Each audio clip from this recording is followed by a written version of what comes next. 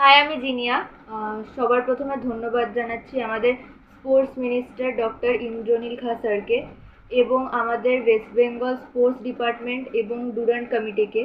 কেন ধন্যবাদ জানাচ্ছি, আগেই পুরো ভিডিওটা দেখুন। এই ভিডিওটা আমি 3rd মে পোস্ট করেছিলাম। সবাইকে এটুকু রিকোয়েস্ট করতে চাইছি যাতে জলের ব্যবস্থাটা করা হোক, গ্যালারিতে যাতে জলের ব্যবস্থাটা করা হোক, কারণ জল খেতে সেই নিচে একদম গেটের মুখে যেতে হয়। তার মধ্যে আজকে আমি স্কুল থেকে একটু দৌড়াতে 5:10 ঢুকেছি, খুব জল চেষ্টা পাচ্ছি, কিন্তু এখন এত ভিড়, যেতে যেতে জল খেয়ে আস্তে আস্তে ম্যাচ শুরু হয়ে যাবে।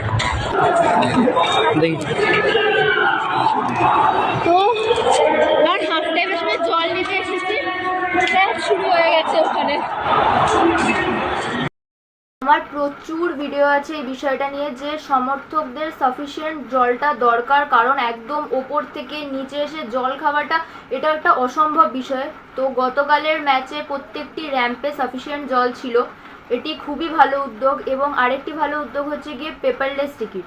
এই দুটো বিষয়তেই ওয়েস্ট বেঙ্গল গভর্নমেন্ট এবং আমাদের ক্রীড়ামন্ত্রী এবং তার পুরো টিমকে ধন্যবাদ। জয় ইস্ট বেঙ্গল।